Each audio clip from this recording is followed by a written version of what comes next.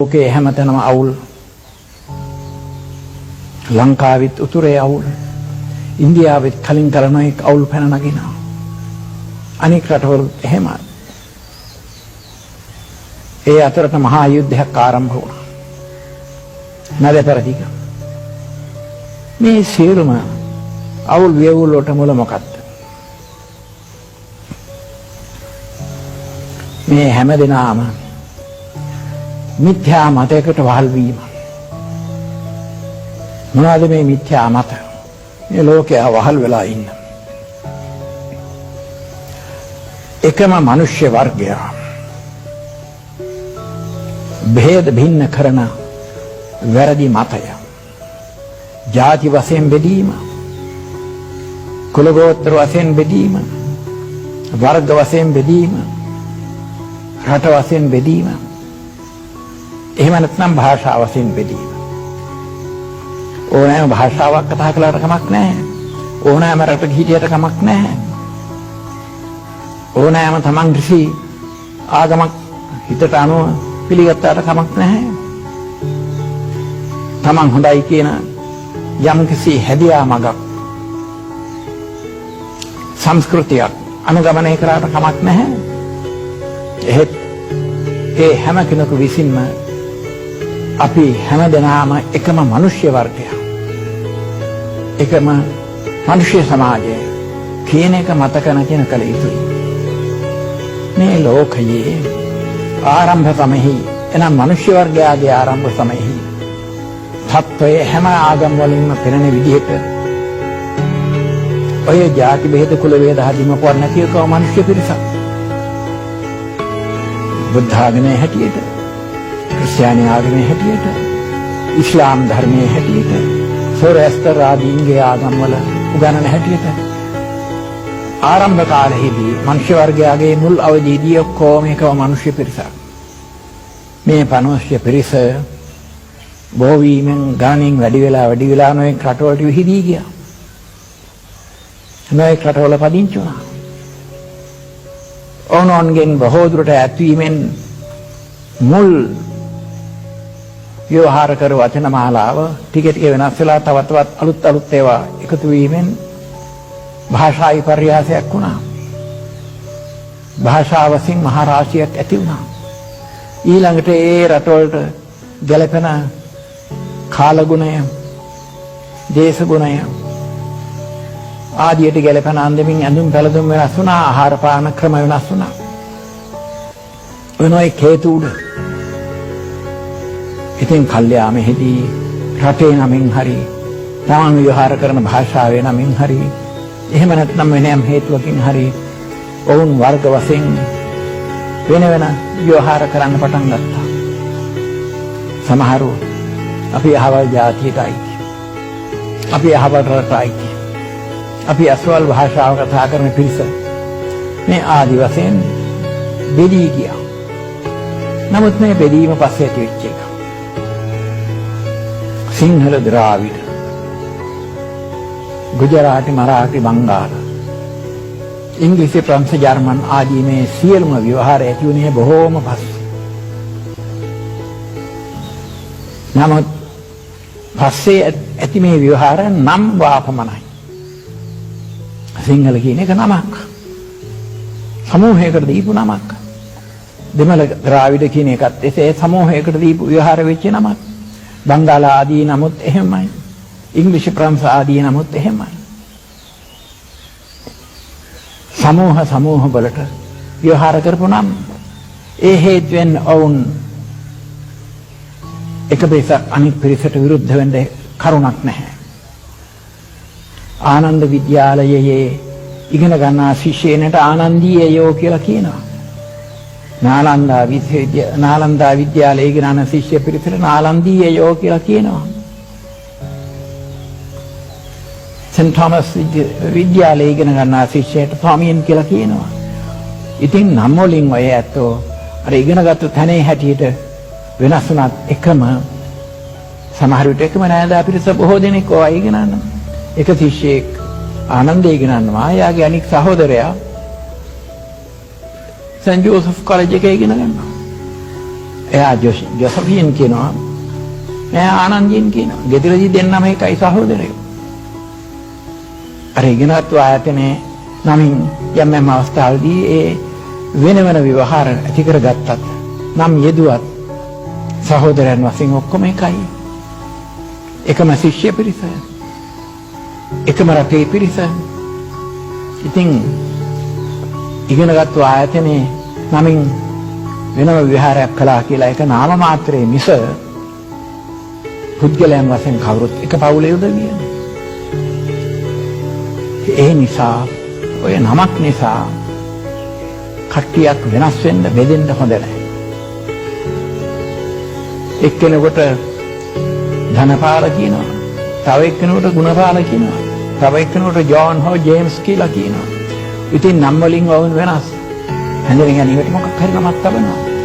වෙනස් වුණත් ඔව් හැමදෙනාම මිනිස්සුયો. මිනිස්සුකමෙන් ඈත්ුනේ නැහැ. මිනිස්සුත්වෙන් ඈත්ුනේ නැහැ. මිනිස්සු බව ඕන් තුල තියෙනවා.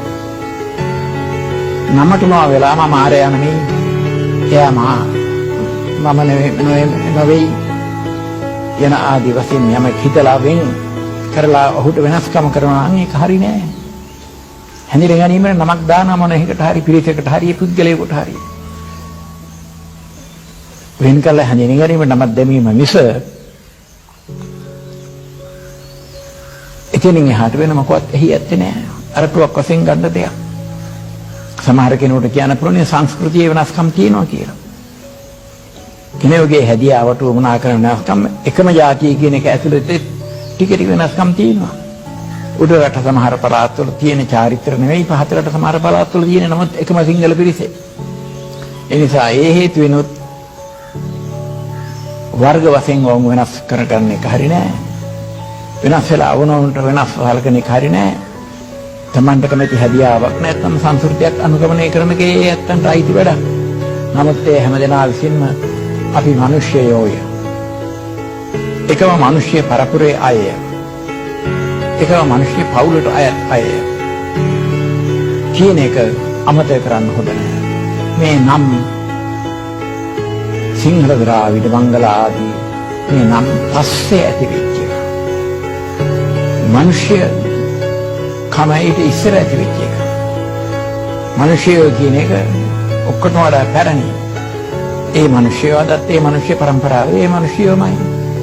ඒ ප්‍රධාන එක අමතක කර දාලා අර ජාති නාම ආදි වශයෙන් හදාගත්තු වෙනසට යට වෙලා ඕනෝන් බෙහෙද භින්න වෙන එක කලකෝලහල කරගන්න එක ගැලපෙන්නේ නැහැ.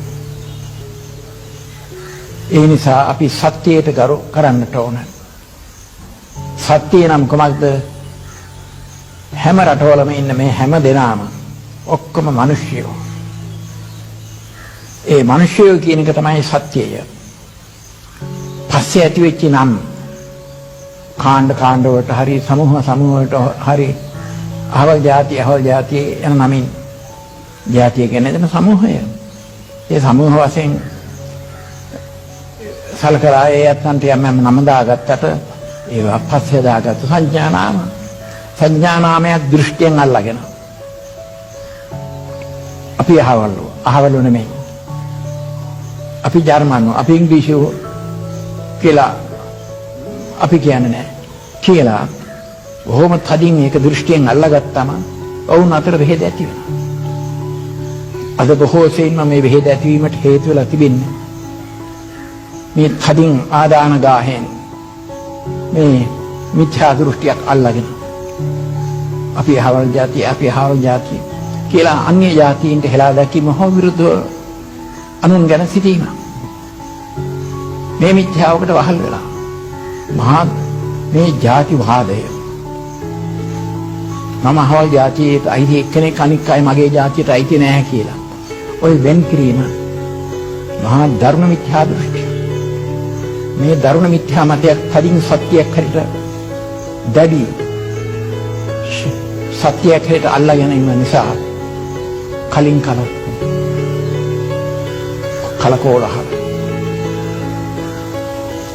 අනික ආගම අද ආගම වශයෙන් වෙනස්කම් තියෙනවා. ආගම මේ දේ සත්‍යයි කියලා යම් කෙනෙකුට වැටහුණා නම් ඒක එයා පිළිගන්නවා. ඒ අනුව එයා ජීවත් වෙනවා. නමුත් එයා තව කෙනෙක් වෙන ක්‍රමයක් සත්‍යයි කියලා හිතාගෙන ඒක පිළිගෙන ඒකට අනුව පිළිපදිනවා.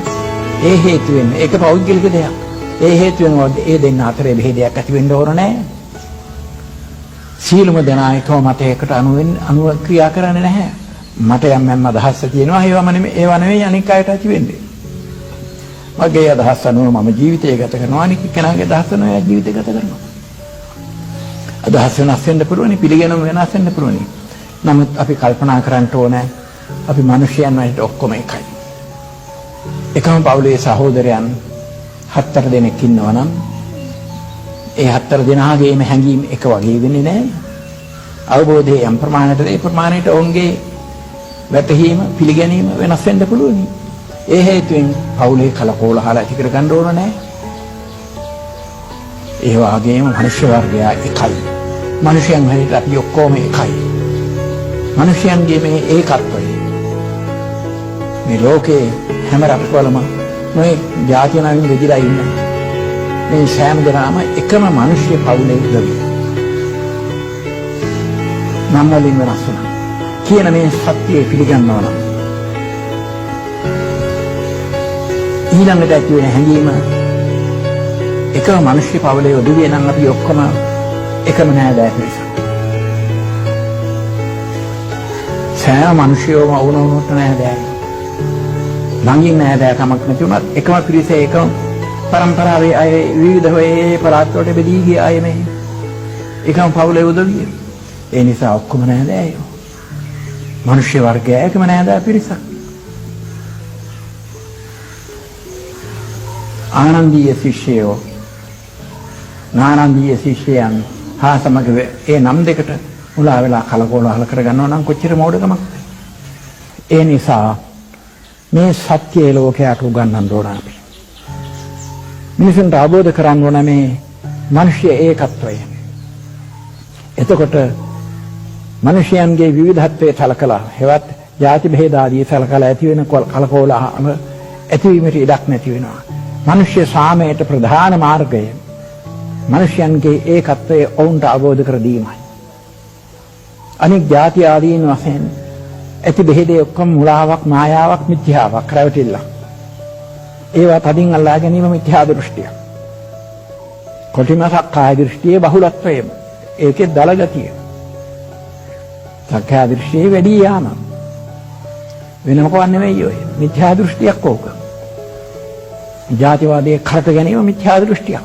ඒකට වහල් වීම මිත්‍යා දෘෂ්ටියක්.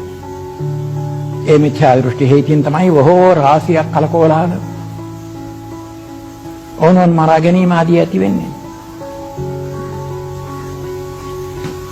මගේ මේ අවවාද කතාව අවසන් කරන්න පුළුවන් අවසන් කරන්න පළමුවෙන් වැදගත් පුරාණ කීමක්. එය බෞද්ධ මහායාන පොත්වලින් සංස්කෘත ග්‍රන්ථවලට හින්දුන්ගේ ග්‍රන්ථවලට පවා ආයක. එහි මුල බෞද්ධ ධර්මය මොකක්ද ඒ කියවන අයං නිජഃ පරෝ වේති ගණනා ලඝු චේතසාම් උදාර චරිතානාම්තු වසුධෛව කුටුම්බකම්. මෙන්න මෙයා මගේ මේ අනික් අය මගේ නෙවෙයි අපේ නෙවෙයි කියලා මෙහෙම හිතන්නේ ලඝු චින්තකයෝ. බොහෝම ළඟ බලන ඈත නොබලන ගැඹුරට කරුණ නොසිතන මෝඩ මිනිසුන්ගේ කීමක් හැඟීමක් පිළිගැනීමක් තමයි මේ වෙන් කිරීම. මේ අය අපේ මේ අනික් අය අපේ නෙවෙයි. මේ මෝඩයින්ගේ ලඝු චින්තකයින්ගේ ගැඹුරට නොහිතන අයගේ මෝඩ කතාවක්. උදාර චරිතානාම්තු වසුධෛව කුටුම්බකම්. උදාර වූ ශ්‍රේෂ්ඨ වූ පැවතුම් ඇති සත්පුරුෂයන්ට මුළු ලෝකෙම මුළු පෘථිවියම හෙවත් මුළු මනුෂ්‍ය සමාජයේම එකම පවුලක්. එකම කුටුම්බයක් එකම පවුලක්. මුළු පොළොවම ඒ එකම මිනිස්සු පවුල පදිංචි වෙලා ඉන්න භූමිය. එතකොට ඔක්කොම එකයි. සියලු මිනිස්සු වර්ගය එකයි. එකම පවුලේ උදවි කියලා සලකන්නේ උදාර පැවතුම් ඇති. ශ්‍රේෂ්ඨ පැවතුම් ඇති. උත්තමයන් ගම්රුට කල්පනා කරන උත්තමයන්. අන්න ඒ උත්තම චින්තනය තමයි අප තුළ තියෙන්නට ඕන. ඒ උදාර චරිතය කියන්නට ඕන. උදාර චරිතය ඇති එක්කෙනා මේගොල්ලෝ මගේ අනිත් කට්ටිය අපේ නෙමෙයි මගේ නෙමෙයි කියලා අයින් කරන්නේ නැහැ. ඔක්කොම අපි එකයි. එහෙමයි හිතන්නේ. මෙන්න මේ චින්තනය අපි ලෝකයට දෙන්න ඕන. මේක තමයි බෞද්ධ චින්තනය. මෛත්‍රී භාවනාව කිරීමේදී පළමු කොට තමන්ට මෛත්‍රී කරගෙන තමන්ට සේම අන්‍ය ලෝකයේ සෑම දෙනාටම සැපවත් බව ඇති වේවා. නිදුක් බව ඇති වේවා. නිරෝග බව ඇති වේවා කියලා හිතන්දයි බුදුහාමුදුරුවෝ වදාරලා තිබෙන්නේ. ඉතින් බුදුහාමුදුරන් එහෙම වදාරලා තිබෙන්නේ අදහස අපි ක්‍රියාත්මක කරනවා නම් කුල වශයෙන් හරි ජාති වශයෙන් හරි රට වශයෙන් හරි අපි වුන් බෙද බෙදා වෙන් කරලා හිතනවා නම් කොහොමද ওই මෛත්‍රිය පතුරවන්නේ? ඒක නිසා හරියට මෛත්‍රී භාවනා කරනවා නම් ඔය බෙහෙද සියල්ලම අත්තර දාලා ඔක්කොම මිනිස්්‍ය වර්ගය එකයි. ඒ හැම දෙනාටම සැප වේවා. එපමණක් නෙවෙයි මිනිස්්‍ය වර්ගය ඉක්මවලා තවත් ජීවත් වෙන්න කැමති සත්ත්ව වර්ගය ඉන්නවා. ඒගොල්ලන් කෙරෙහි ජීවතුන් හැටියට ජීවත් වීමේ ආසාව ඇති අය හැටියට සෑම සත්ත්ව වර්ගයක් සත්වයන් වශයෙන් එකම පවුලටයි. තවදුරට ගිහින් මෛත්‍රිය හැම දෙනා කරහිම වඩන්න පුළුවන්. මේක තමයි බෞද්ධ ඉගැන්වීම. මේ අනුව පිළිපදිනවා නම්